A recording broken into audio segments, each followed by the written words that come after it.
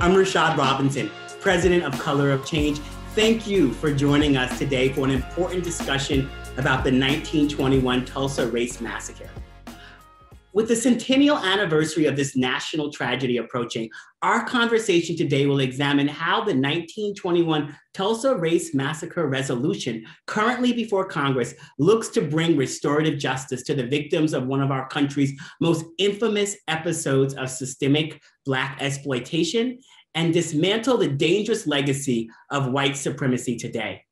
We also explore how our country can combat the deeply rooted inequalities and racial disparities within the economy with House Resolution 40. I am joined today by two friends to Color of Change, Senator Elizabeth Warren, sponsor of the 1921 Tulsa Race Massacre Resolution, and Representative Sheila Jackson Lee, sponsor of House Resolution 40. Senator Warren and Representative Jackson Lee, it's so great to have you with us today. And thank you for continuing to engage with Color of Change on these important issues. I want to start off really with talking about this resolution, Senator Warren. I'd love to hear your comments as well, Representative Jackson Lee. The legacy of white supremacy has taken root in almost every facet of American life. It is very much alive and well today. However, this past year has shown that more and more people are supporting change and seeking racial justice. How does this resolution open the door for a more nuanced conversation about racism and continue the momentum for activism and social change today? So thanks so much. Thank you for having us here. I think this is terrific, and I'm so glad to be here, so honored to be here with both of you. You know, we'll never be able to undo this act of hatred, but we all must do our part in the fight for racial justice and to defend Black lives. So I see this resolution as just one step in that direction. And I am so proud to be able to introduce this alongside Congresswoman Sheila Jackson Lee.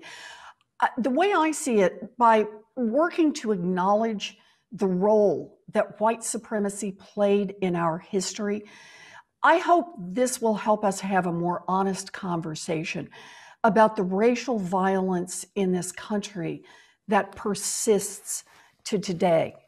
Sheila, do you agree with me on that? You might be on mute. Senator Warren, first of all, and I was muted, and so now I'm unmuted. So thank you so very much. First of all, it is a mutual pleasure, and that is not a term that we want to use when we speak of the horrific murder of at least 300 Black Americans thrown into an unmarked grave during the Tulsa riots. A painful, searing moment in America's history. One that if you go to Tulsa today, and you know from being from Oklahoma, it will be a point of contention and, again, enormous pain. I can't imagine having your loved one or to be reminded that your ancestor was thrown in an unmarked grave in the 20th century. And so, yes, the idea of the resolution that you've introduced in the Senate, powerful lawmaking body, and for them to assess or debate this gives us a large looming statement. I, of course, introduced the House resolution, and that is HRES 615. But Rashad, as you have said, this really complements HR 40 in a way that we wish it did not. And that is a commission to study and develop reparation proposals, because Tulsa was the Black Wall Street, enormous wealth. In fact, I have the kind of pain in remembrance where I wish that I could walk down that very street right now and see those businesses that have passed on from one generation to the next, one relative to the next. I can't do that. We know that there's probably one store left. So this is to educate, inform, and yes, to agitate, and it is to connect to HR 40, like Emmett Till and the Tulsa riots, and to let people know in America that systemic racism exists, it's carried through the ages, and it has created huge disparities in the Black community. You know, whether it's the brilliant work that is happening in Montgomery, led by Brian Stevenson, to really get us to look at and remember the history of lynching, whether it's conversations we're hearing today, led by our board chair, Heather McGee, in her new book, talking about pools and public pools. This country sort of has a very short memory about racial inequality and racial injustice, and it makes doing policymaking really hard. Right before we came on, Senator Warren, you were talking about just the things that people maybe don't really think about when they think about Tulsa, that it may not be as well known as some of the other sort of Renaissance moments in Black history. Given just coming out of the failed Trump 1776 project, how important is it that the government, that our Congress, that resources are put behind actually getting the story right? And what is the sort of kind of downstream impact that you see from that? Sheila, you want to go first? Well, let me say that Rashad has really hit the nail on the head. What we are seeing is a continuum, starting from obviously the enslaved Africans held for almost 200 plus years, coming through emancipation, and then of course Jim Crowism. We have not sought, if you will, to cure and correct systemic racism. Isn't it shameful that it is now seen its ugly head rise in the treatment of Black men by law enforcement, kind of crescending into the George Floyd murder and now the trial? I believe if we educate, or should educate, or if people are welcoming education of what systemic racism does, these resolutions are so important. Does anyone know the story of the Tulsa riots? Senator Warren introducing this legislation, I can assure you there'll be senators who'll be well educated about this happened, but wealth was taken, and that continues. Wealth have taken from Black Americans, and therefore wealth being deprived them of an equal standard of living. So I think restorative justice is so important, Senator Warren. Thank you. You know, I so much appreciate your raising that issue, Congresswoman. I know you know this, but Rashad, you may not know. I'm a former public school teacher.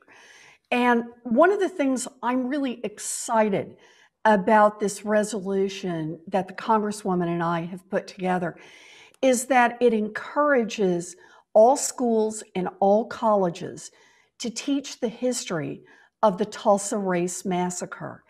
To me, this is a key part of it.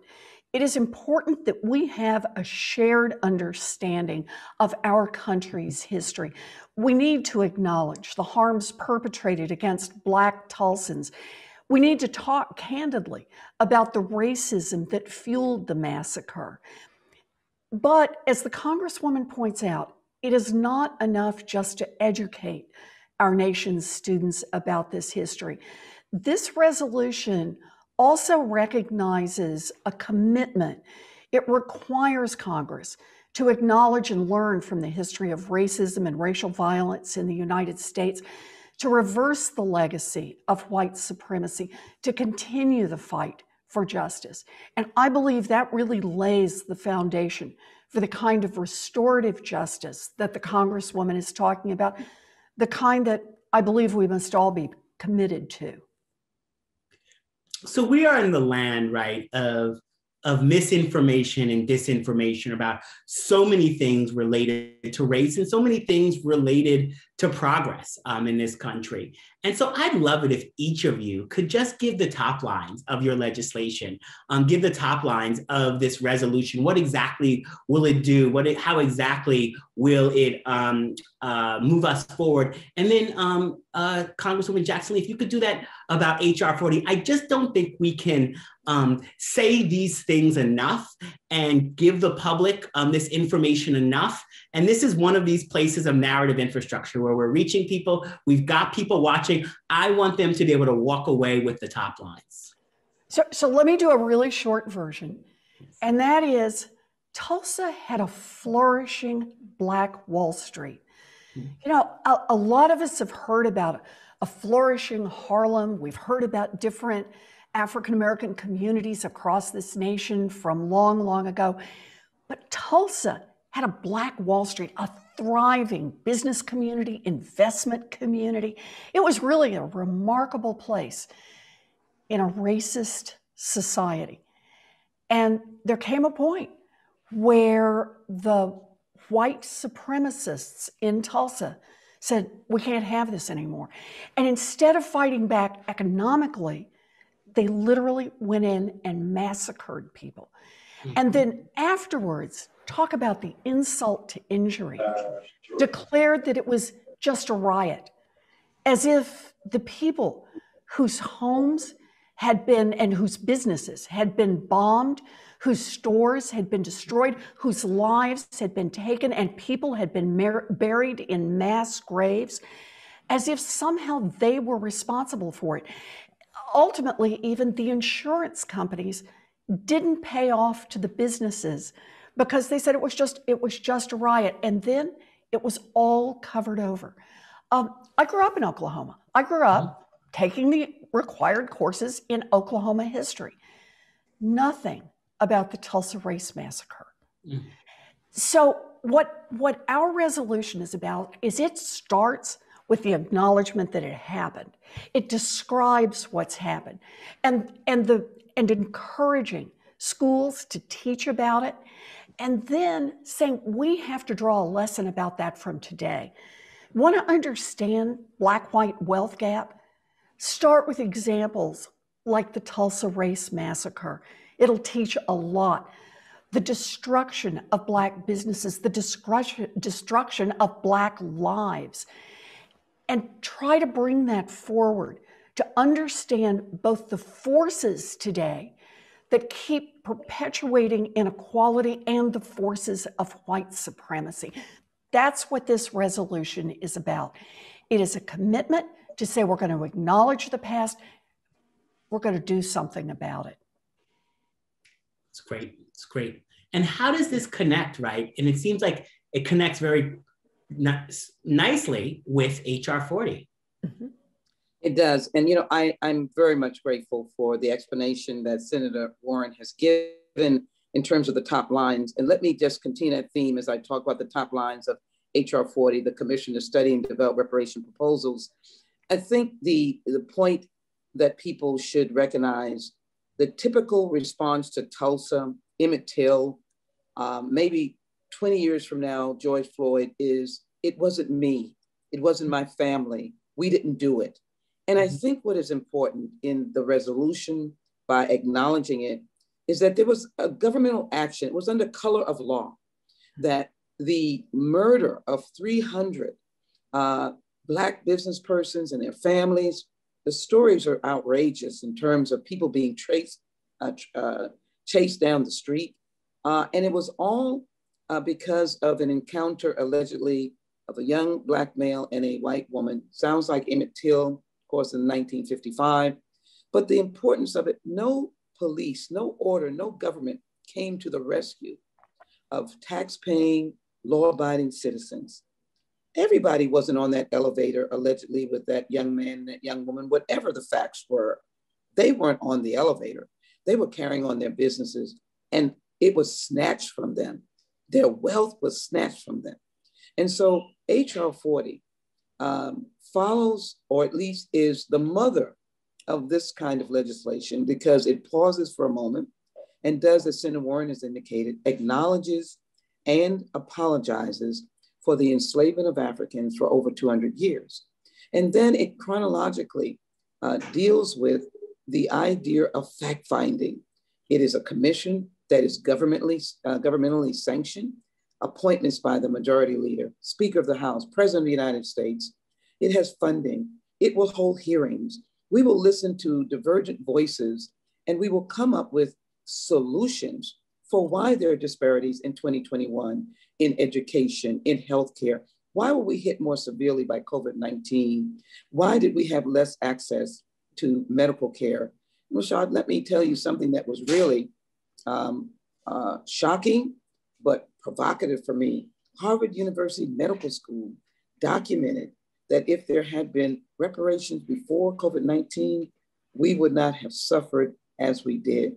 This is a potent day with the introduction of the resolution from Tulsa, and then, of course, the ongoing efforts behind HR 40, the Commission to Study and Develop Reparation Proposals. You know, for folks who are listening, and as we sort of begin to come to a close, I think, you know, what's important to remember here is that both of these leaders have talked clearly over the years about structural change, about the need to actually change the rules. You know, we say a lot at Color of Change, Black people are not less likely to get loans from the bank. Banks are less likely to give loans to Black people. One hand, you get a whole lot more financial literacy. On the other hand, you get structural change at the banks. But part of the challenge that we have at moving legislation that gets at structural change, that gets at restoration, that gets at reparations, is that we don't have a shared understanding, an understanding about who we are, where we've been, so that we can actually make the right decisions as a country to move forward. And so both of these pieces of legislation in different ways get us at really better understanding and amplifying those things. And so I would love it if each of you, as we sort of come to a close, could share a little bit about sort of, as we know about these things, as we know about Tulsa, as we have deeper understandings about the harms caused from slavery through Jim Crow, what do we hope ends up happening as a result? What are the type of structural sort of changes that can be force multipliers in dealing with racial inequality and closing the gaps that are manufactured? I'd like to go first, if I might, because I hope Senator Warren will talk about her wealth tax and efforts that I know are very strategic. I am now going to the floor of the House to deal with the tragedy of the killing of the 9 and Mother Emanuel, obviously by a white supremacist. How unfortunate that was done in the 21st century. Someone who was so hateful that he went into a church to kill worshipers. Their institutional changes have to come by each sector of government. We have to change the disparities in education, for example, and find a formula that doesn't let schools in inner city be second-class schools with the per capita dollars being less than the suburban schools. That's a structural change that can come from the government, which is what HR 40 connotes. It doesn't ask for my neighbor to give me $10. It says that you have to structurally change how you treat Black communities, whether they be rural or urban. In the same time, why do Black people not have access to healthcare? We need to push the issues of expanded Medicaid, of Medicare for all. What happens when you help Black people? You lift all boats. No HBCU should close. There should be an institutional infrastructure that keeps schools of higher education open. As it relates to wealth, there has to be the end of redlining, the true end of redlining, where it stops you from entering into certain neighborhoods. You need to be able to pass wealth down. That means you have to have access to wealth. And so when we begin to look at these, we're not looking to placate. We're not looking for kind words. We're looking to get into the weeds, the institutions. Why are Black men being shot more often in a law enforcement encounter? Why is there no justice in the courthouse for those incidences? So I would conclude by simply saying that to acknowledge is beautiful. To give me an apology warms my heart. But we are looking to take the Tulsa story, the Emmett Till story, the George Floyd story, and HR 40, a Commission to Study and Develop Reparation Proposals. We are looking to begin the seismic change that America is truly the shining city on the hill, and to make a difference now. I yield. Congresswoman, you are terrific. And I thank Senator Warren so much for joining me. And Rashad, thank you for Color of Change. Thank you. Thank you. I'm just so glad to partner up with Congresswoman in anything, but particularly in this one. We're coming up on the 100th anniversary of the Tulsa Race Massacre, and it's a moment for America. You asked the question about what we want to see come out of this. I support HR 40. We must confront the dark history of slavery and government-sanctioned discrimination in this country that's had many consequences in undermining the ability of Black families to build wealth, to build security for generations now. And on the Tulsa Race Massacre, the climate of racial hostility and white resentment over Black economic success led to the onset of this massacre. And we can't emphasize that enough. That's something we really need to confront head on and talk about. The racial violence of this event was catastrophic for the Tulsa community, but for all of America. So what I think of as this resolution that the two of us have put together and that we now have many colleagues that are sharing with us, it's part of a step of beginning to lay a stronger foundation of confronting our past, of talking openly about it. And that opens up new opportunities for talking about change. HR 40 is part of that, but so is a housing bill that specifically addresses the effects of redlining. Redlining was outlawed in the 1960s, but the consequence of having prevented families from being able to build up wealth through buying a home generation after generation meant that even once redlining was outlawed, it didn't mean the banks started pouring money into those communities, and it didn't mean those families were in a position to be able to buy homes. So today, what do we see? We see a big gap in home ownership rates among white families and Black families. And we see an even bigger wealth gap because wealth is principally grown by middle-class families through housing acquisition. So I use that as an example, but there's so many more places supporting HBCUs, forgiving enough student loan debt that we really do begin to help level the playing field, acknowledging that African Americans more likely to borrow money to go to school, borrow more money when they're in school, have a harder time paying it off when they get out of school. Lots of folks whose families don't have money make the effort, try to go to school. We want to encourage that. But you know what's happening right now in America? The median person 20 years out who borrowed money to go to college, if they're white, they owe about 5% on their debt. The end is in sight. They're going to be there soon. The median person who is Black, who borrowed money 20 years ago, owes about 95%. This is someone who's never going to have the opportunity to build up wealth.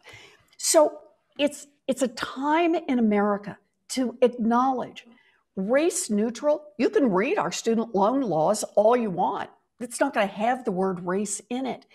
And yet the consequences of student lending in a racist economy means that Black families are hit much harder. And it also means if we design a good student loan debt forgiveness program, that we can begin to close that Black-white wealth gap.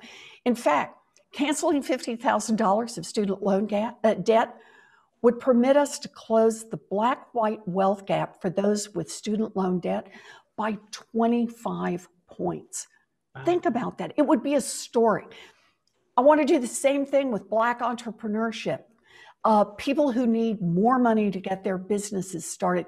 I want to do this in health disparities. There are so many places that we could make change, but we can't make change if we don't acknowledge our past and if we don't acknowledge how that thread from the past continues to tie us today.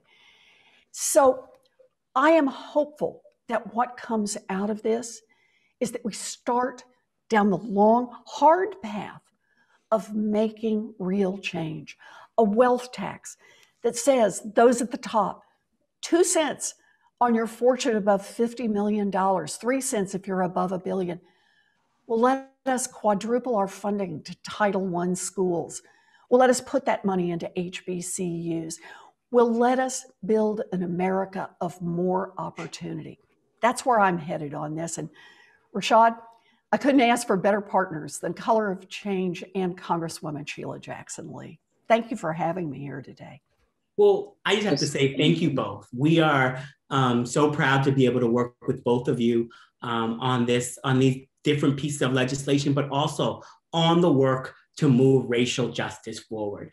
Racial justice this summer did become a majoritarian issue, with more Americans than ever before speaking up, standing up. It led to the spike in voter registration when many people thought the best we could do was clap outside of our windows or uplift investigative journalism. It was racial justice that powered activism. And so racial justice is such a motivating force, but just because it's a majoritarian issue doesn't mean it's a governing majority. And that is where all of you who are watching come into play. We need you to raise your voices. We need you after this video to follow the links, to sign the petitions, to reach out to your representatives, to do the work, to raise voices, to make sure that those in power know that this is what we need. This is what we want, that we need to be on the road to education so we can be on the road to the structural changes that move us all forward. This is the way to take action. Thank you both for your leadership and your partnership. We are proud to be able to work with you. And for all of you watching, please join us in this effort to make racial justice real.